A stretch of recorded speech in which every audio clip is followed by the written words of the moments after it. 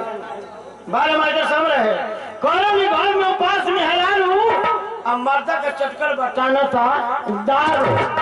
कौन घर में उपास मेहरारू अब मर्दा का चटकर बटाना था दारू और खैले बिना घर में मुंह चपचपाता और नशा में बहाता हाथी किनारा पी के जब चलेला तब भोके न कूदता पी के जब चलेला तब भोके न कूदता और उल्टा जब बोलेला तब पावेला जूता नासा में दिन रात बकेला येता ना आखिर में बर्दाश्त के हु करे तो कहता ना कबो कबो गिर जाला सड़की बजा के कबो कबो गिर जाला सड़की बजा के आ कगरी हटावेला लोग घिसी रात के ओकरा सकून मिले नारी के भीतर और वही में जाके होला पवित्र आ उठेला तो झूठे ही से करेला पंगा उठेला तो झूठे ही से करेला पंगा आ फूल जाला कपड़ा हो जाला ओकरा बुझाला न बाणी उघार ओकरा बुझाला न बाणी उघारे और लोग यहाँ मूल लेला शर्म की मारे देखे से लइका ठहाका लगावे सा देखे से लइका ठहाका लगावे सा और खूब हुकारे से ढेला चलावे सा और मौगिन की नजरी पर पड़ जाला भाई भागे तो मुँहे में लुगा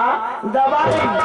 नटखट उबाए से कहे से बवना बहावे लज बाटे माटी लगावला माई के तो गलवा के एक भगावो सो नहीं तो चूल्ही में लावला लगावला का कहीं पिए करवन के हाल मुझे सुनाला यही सन बवाल दादा हो अपन रुपया लगा के आ करेला उल्टी रजाई पर पटा दादा हो अपन रुपया लगा के आ करेला उल्टी रजाई पर पटा के आ जेवना के मुँहे पर टंगरी उठा के कुकुर ले जाना सब पानी गिरा के कुकुरन की गईले पर भरे लया कहेला बरखा होता नुनछा बात एगो औरू बखाने ऊपर से आ गर्जे न तड़पे छूर छूर बर से देखी न फेंकला मोबाइल बा देखी न फेंकला मोबाइल बा कहवा और रुपया छिटाई सटाई बा जहाँ खेत बैनामा उकलिए के कैले बा रुपया का गड्डी बगलिए में धैले बा आ बाप दादा पुरखन का माटी कमाई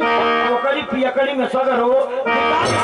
अपनी जिंदगिया की जहर बनो लइकन की हाथे कटोरा थमहोल घरवा का लोग कहेला कुत्ता आय अपन लइकवा गिरावे सा एकरा वो सवाल में रह तो पूछली कि कोट पल्ला में कुत्ता पल्ला में का अंतर हो कहला ये मतवा लड़बा के हो कोट पड़ला तो के गिनती करना होले जूता के गिनती करना के रख लेबा लइकन की जूता से ई हरिंदो जरा लो यही से दारू पिए ना जा बारह मास्टर किए बाबू अरे बाबू एक दिन छोटी सभी गई